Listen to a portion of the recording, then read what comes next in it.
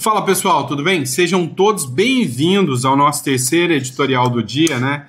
Nosso chá da tarde. Pois é, eu sei que saiu atrasado, porque o último editorial que tinha que sair ao meio-dia acabou a internet não funcionando, fiz mudança de local, né? Viagem, então o negócio acabou se enrolando um pouquinho aí, tá bom? Sejam todos bem-vindos, o cabelo tá bagunçado, mas não tô nem aí, né? Esse negócio de isso aí de ficar preocupando com o cabelo é coisa de fresquinho, né? Eu não esquento com isso, não.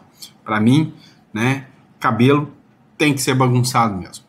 Vamos lá, pessoal, vamos entender o que tá rolando? Bora falar um pouquinho sobre toda a loucura que tá rolando na política. Hoje o Lula acabou de chegar em Roma, né? E aí vocês sabem que quem tá pagando essa brincadeira é você, sou eu. Lula chega a Roma para encontro com o Papa Leão XIV. E aí, meu amigo? Essa não é a primeira vez que o Lula vai ter encontro com papas, né? É a quarta vez que ele encontra com algum pontífice, né? Desde o início que ele começou, né, a ser político, até quando ele ganhou a primeira vez, não é a primeira vez que ele se encontra com um papa por aí, tá?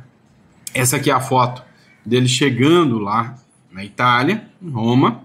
São Paulo. O presidente Luiz Inácio Lula da Silva chegou nesse domingo, dia 12, mais uma viagem bancada com seu dinheiro, a Roma, na Itália, para compromissos internacionais e um encontro com o Papa Leão XIV, tá? Marcado para essa segunda-feira, dia 13, no Vaticano, né? Data bem sugestiva. Logo no dia 13, ele vai encontrar com ele lá com o Papa, né? E aí, esse assunto aí, né?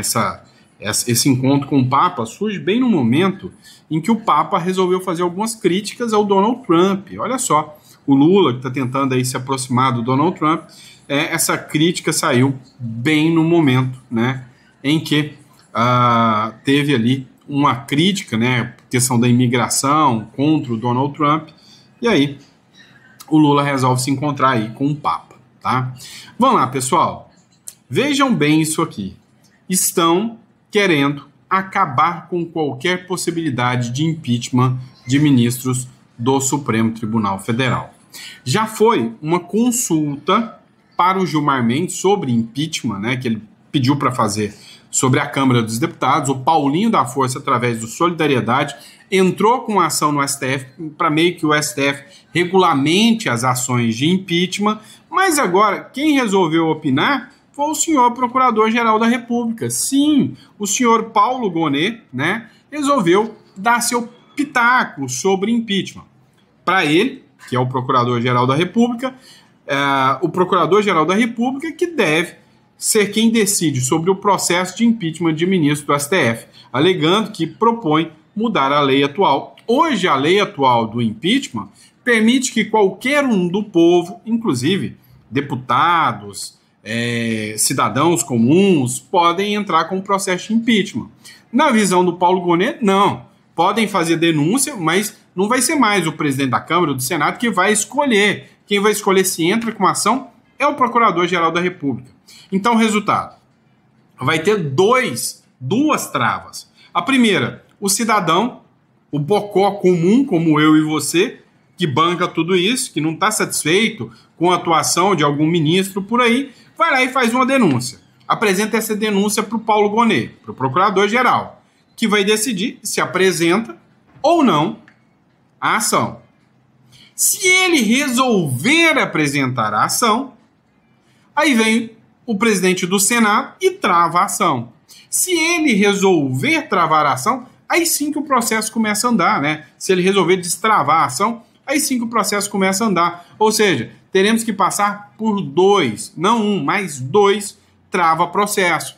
E aí, resumindo, quem é que vai entrar com processo contra ministro do Supremo se nunca vai andar, né? Hoje, por exemplo, a gente vê aí o Davi Alcolumbre 100% fechado com os ministros do STF. Conexão política. O Procurador-Geral da República, que é o Gonet, manifestou-se favorável à alteração na interpretação das regras para o impeachment de ministro do Supremo Tribunal Federal. Ele mandou já esse parecer na quinta-feira para o Gilmar Mendes, ou seja, a consulta foi encaminhada e solicitada e encomendada, sim, pelo próprio Gilmar Mendes, que é o relator de duas ações sobre o tema na corte. O Gonê defendeu que apenas o chefe do Ministério Público tem competência para apresentar denúncias com esse objetivo. Ou seja, só ele pode apresentar pedidos de impeachment dos ministros do Supremo Tribunal Federal. Ou seja, é a blindagem total e restrita dos ministros do STF em relação a impeachment. Então, oposição que esqueça em relação ao discurso de impeachment, oposição que esqueça qualquer discurso neste sentido aí, né? Acabou, né, a chance de impeachment se isso aqui passa. Atualmente, a lei de impeachment permite que qualquer cidadão protocole pedido de impedimento contra integrantes da Suprema Corte, desde que aceitos pelo presidente do Senado. A nova interpretação, sugerida por Gonê, restringiria essa prerrogativa só ao Procurador-Geral da República. Como eu te disse, o procurador apresenta e o presidente do Senado é quem tem que deixar andar. Ou seja, se acabou a lei do impeachment, não existe mais lei de impeachment. Abre aspas para a fala aqui do Paulo Gonê. A necessidade de especial cuidado com as consequências institucionais na imputação a ministro do STF do cometimento de crime e dado o sistema constitucional típico de processo e julgamento por crimes atribuído a ministros do Supremo Tribunal Federal, há de se deduzir do sistema constitucional a legitimidade exclusiva do Procurador-Geral da República para deduzir acusações por crime de responsabilidade perante o Senado Federal, argumenta o procurador. Resumindo, olha, taca para mim que eu mato no peito e protejo, né, os ministros do STF. Foi o que disse o Procurador-Geral da República, tá? Vamos lá, pessoal. Olha essa notícia aqui que acabou de sair do El Nacional. Veja aqui o que eles dizem. O Banco Mundial elevou a 4,2% a projeção de crescimento para o Paraguai em 2025. Ou seja, uma possibilidade de crescimento para o Paraguai. Tá vendo essa imagem aqui? Essa imagem aqui, ela é um pouco emblemática. Eu vou fazer uma coisa diferente aqui com vocês, né? Vocês que estão vendo essa imagem aí, deixa eu mostrar para vocês aqui agora para vocês, tá? Tela cheia, peraí, tela cheia e voa lá, né? É exatamente ali, né, que estamos falando, né? Aqueles prédios aqui do Paraguai. Hoje eu estou em Assunção, no Paraguai, né, para mostrar algumas coisas para vocês e depois a gente vai falar sobre o que eu entendi aqui do Paraguai, né, o que a gente pode usufruir ou não dos benefícios aqui tributários, custo. Depois a gente vai falar sobre isso, né? Mas por hora, o que a gente está fazendo aqui com vocês é trazendo as matérias do que acontece no Brasil e no mundo, tá? E aí, segundo essa matéria do El Nacional, o Paraguai está tendo um crescimento quase que o dobro do Brasil agora. O Banco Mundial revisou todas as suas estimativas econômicas para o Paraguai e projeta que a economia crescerá 4,2% em 2025, frente a 3,7% estimado no seu cálculo prévio. Essa melhora outorga ao país um dos prognósticos, né, mais sólidos na América do Sul para esse ano. O que eu tive de entendimento aqui em relação ao Paraguai, tá, pessoal?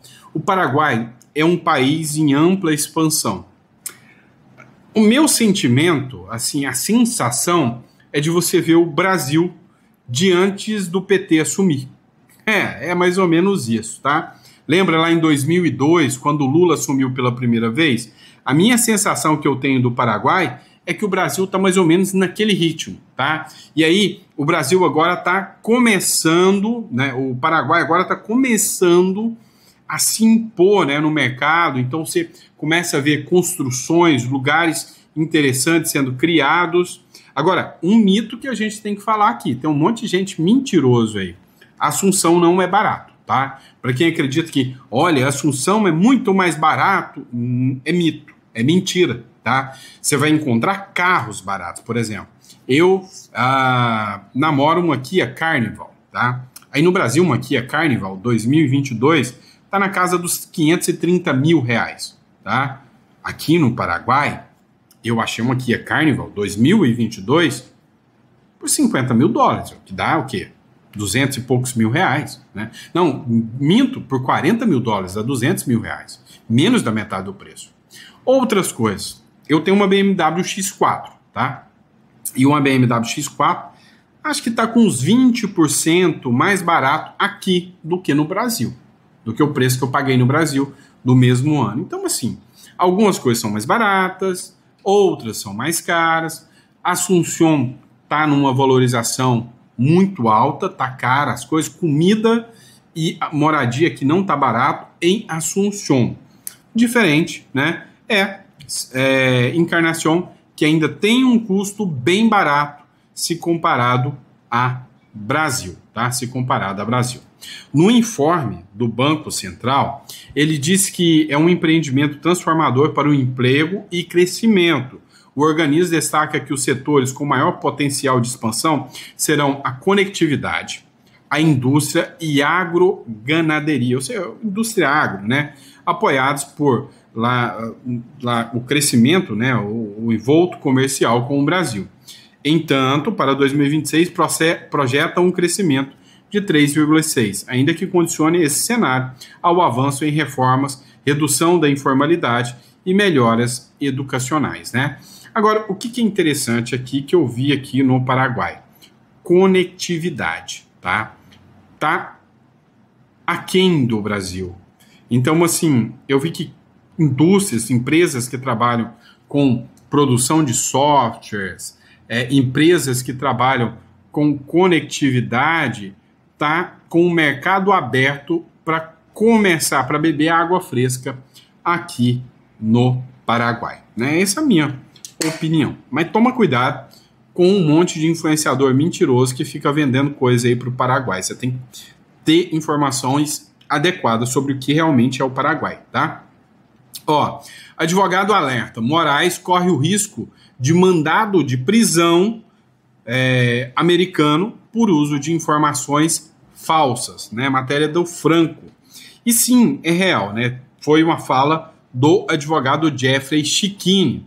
O advogado Jeffrey Chikine afirmou que o ministro do STF, Alexandre de Moraes, pode ter mandado de prisão emitido nos Estados Unidos devido ao uso de informações falsas para embasar a prisão de Felipe Martins, ex-assessor do presidente Jair Bolsonaro.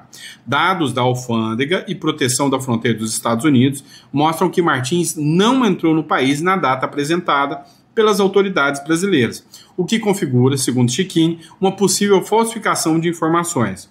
Caso seja confirmada a manipulação de dados para justificar prisões no Brasil, autoridades americanas poderiam determinar medidas legais contra os responsáveis, incluindo Alexandre de Moraes. O CBP, que é o órgão responsável, ele soltou uma nota dizendo que o documento que embasou a prisão do Felipe Martins é falso, tá? Simplesmente é um documento fake. E que esse documento foi o único documento utilizado para embasar a prisão do Felipe Martins. Agora, há uma grande diferença, tá? E, assim, eu gosto de trabalhar sempre com verdade com vocês, para que vocês tenham conhecimento do que está rolando.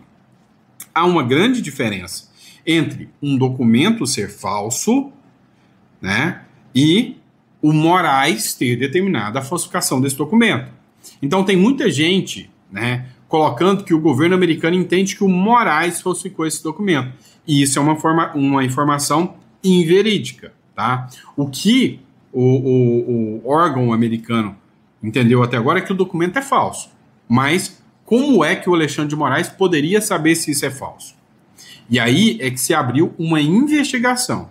E a partir dessa investigação, se e somente se ficar constatado que realmente ele sabia, aí a dor de cabeça é grande para o ministro Alexandre de Moraes. Quem está tomando agora, né, pressão para falar quem foi que entregou o documento, quem trouxe essa informação, é o jornalista de esquerda que soltou, né, que liberou esse documento.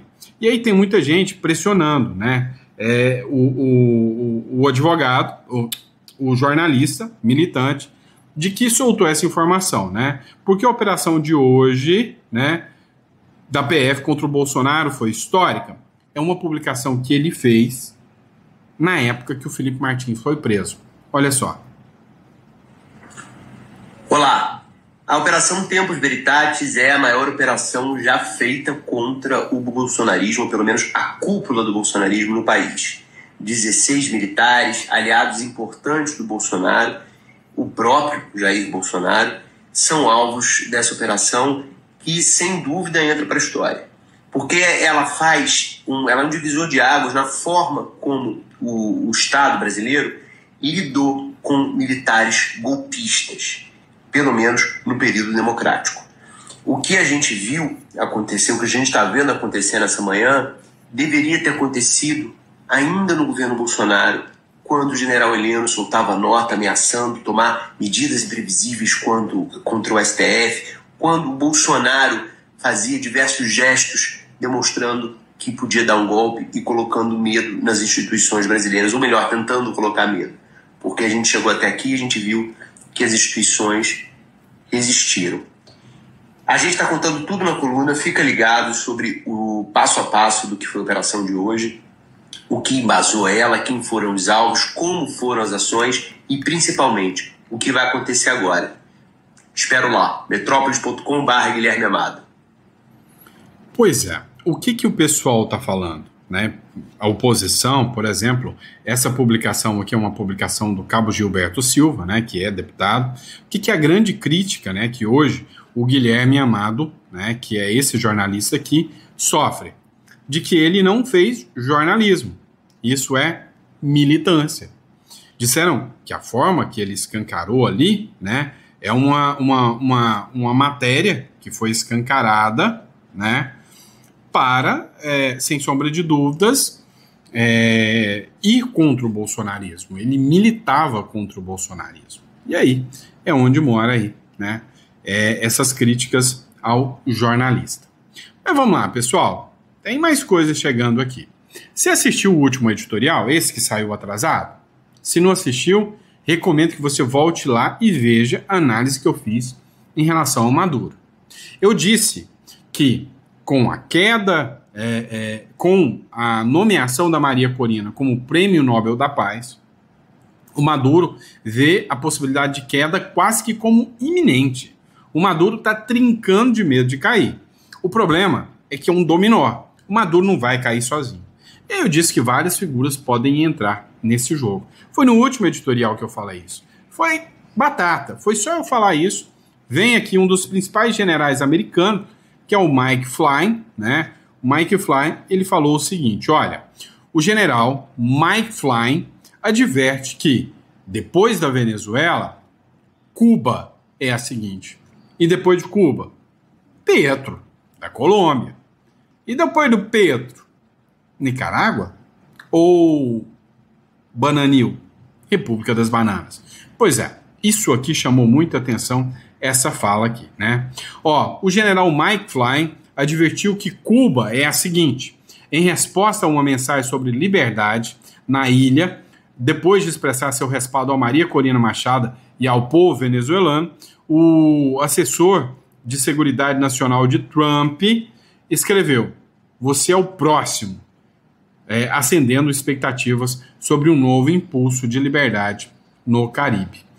Eu já entendo, e isso aqui é só vozes da minha cabeça, opiniões pessoais minhas, de que com a queda do Maduro, o que vai ter de ditador aí, que vai começar a entregar os pontos logo de cara, querer fazer eleições para não ser preso, né? Não vai ser uma só não, vão ser muitos. Só que eles estão esperando o primeiro pagar para ver, né? Então depois que o primeiro pagar para ver, depois que o Maduro cair, depois que o jogo mudar, aí sim é que eu vejo que esse pessoal aí vai começar a levar o Trump mais a sério. Ó, vamos lá, matéria aqui, né, do Antagonista. Maduro e PT, juntos por uma nova sociedade. Juntinhos, juntinhos, juntinhos, né? Nicolás Maduro participou na última sexta-feira, por videochamada, do 19º Seminário Internacional Os Partidos e uma Nova Sociedade, fecha aspas, promovido na cidade do México pelo Partido dos Trabalhadores Mexicanos, né, pelo PT deles, né, lá do México. A palestra do ditador venezuelano foi acompanhada em loco pelo senador Humberto Costa, do PT, principal representante do partido no evento de esquerda. Está aqui a foto dele aqui, não sei se você conseguiu ver aqui, está circulado, né? O senador do PT participando deste evento, né, onde constava o ditador como palestrante. No Instagram, Maduro afirmou que pode, abre aspas, expor claramente a verdade da pátria socialista face ao cerco permanente do imperialismo americano, referindo-se à pressão do governo dos Estados Unidos sobre ele, né? Então, ele foi lá e se manifestou aí sobre, né, o Maduro, né, pessoal? Pois é. Vamos lá. Mais uma matéria aqui. Olha, essa aqui é boa, ó. Vamos assistir essa aqui juntos. Ó, manifestantes de extrema esquerda tentaram impedir a entrada e saída de carros no centro de processamento de imigrantes ilegais em Chicago. E aí, o governo Trump resolveu tratar eles com muito carinho, tá?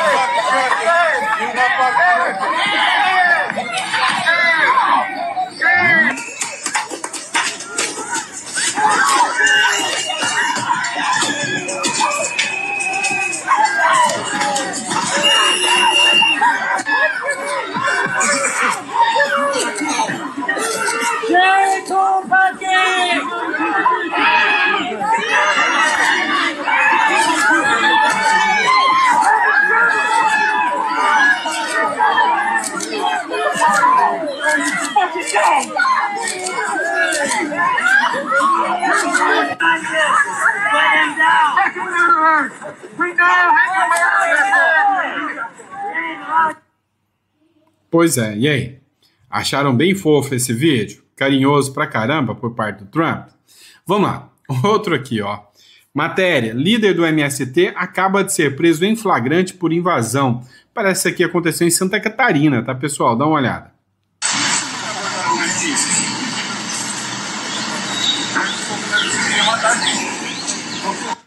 Olha pra cara do cidadão se o cara tem cara de trabalhador do campo calejado. Só dá uma olhadinha nisso.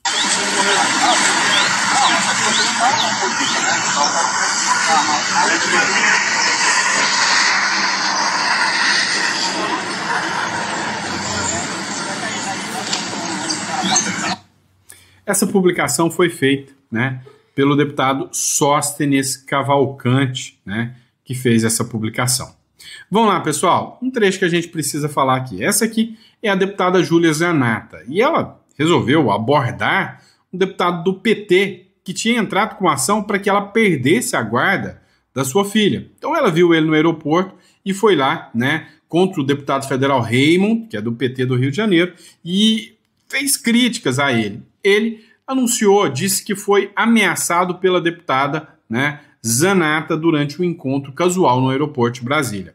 A bolsonarista o abordou e começou a filmá-lo, enquanto questionava por ter acionado o conselho tutelar contra ela durante a ocupação da mesa diretora da Câmara dos Deputados em setembro. As informações são do jornal Metrópolis. E olha só, teve gente que participou de ações do MST, levando filho, deputados, né? Teve deputados que levou várias vezes filhos ao plenário, e o dia que a Júlia Zanata levou, esse, que é o deputado federal Raymond, do PT do Rio de Janeiro, entrou com uma ação contra a Júlia Zanata para ela perder o filho. Ela falou o seguinte: deputado, o senhor vai chamar o conselho tutelar agora também? Porque eu estou com a minha filha aqui, perguntou a Zanata, que carregava a criança no colo. O conselho havia sido acionado por Raymond quando a deputada amamentava a filha no plenário, em meio ao protesto da oposição que exigia a inclusão do PL da anistia na pauta de votação. E aí tem aqui, né, uma cena aqui, um trecho da cena da Júlia Zanata aqui, né? Vamos ver se dá para rodar aqui, se a internet vai ajudar para a gente rodar aqui, tá? Acredito que a internet não está das melhores hoje para a gente colocar o vídeo aqui para vocês, né? Mas enfim, né? São ossos do ofício. Nem sempre a internet ajuda muito aí para a gente colocar a matéria, não. Não deu certo de colocar a matéria, mas tudo bem, né? Vamos lá, pessoal. Outra matéria que eu quero colocar aqui para vocês é o seguinte: o Donald Trump conseguiu um acordo, né, com o grupo de terror Al-Hamas. E aí, o acordo aconteceu entre Israel e Hamas. Depois que o acordo foi feito, a polícia do Hamas foi vista em ruas da cidade de Gaza em meio ao cessar-fogo. Pois é, a turma do Hamas com armas na mão, né, lá em meio ao grupo de Gaza lá, continuou lá, fazendo ali, né, a ordem dos cidadãos, né, a polícia do Hamas. A polícia comandada pelo Hamas montou guarda em uma rua da cidade de Gaza nesse sábado, em meio ao cessar-fogo com Israel. Um dos integrantes da unidade afirmou que as forças do Ministério do Interior do Hamas estavam se mobilizando por toda a faixa de Gaza em áreas que não estão sob o controle da ocupação, em referência a Israel. Vamos lá, pessoal. O Danúzio fez uma publicação agora também sobre a avaliação do Donald Trump de derrubar o regime de Nicolás Maduro já nos próximos dias. Será que a gente vai ter, né, esse capítulo emocionante aí da novela? Acompanha comigo. E há também dentro do governo americano a discussão de um plano de bombardear alvos estratégicos militares na Venezuela, com a intenção de fazer os militares venezuelanos se assustarem, como aconteceu, por exemplo, com o Iraque, né, em 2003. Houve uma debandada dos militares, um abandono do regime, né, e haver um movimento popular que coloque justamente a Maria Corina Machado como presidente da Venezuela. Essa é uma ideia que partiu do Departamento de Estado americano. O conselheiro sênior do secretário de Estado Marco Rubio, Ricardo Pita, é venezuelano, né? Saiu da Venezuela aos 14 anos de idade, em 2007, e é quem propulsiona essas teses. O Christopher Landau, que é o número 2 do Departamento de Estado, morou na Venezuela quando era criança, jovem. O pai dele era também diplomata americano. E o próprio Marco Rubio, como filho de cubanos, também tem uma forte hostilidade em relação ao regime cubano e, por extensão, ao regime venezuelano.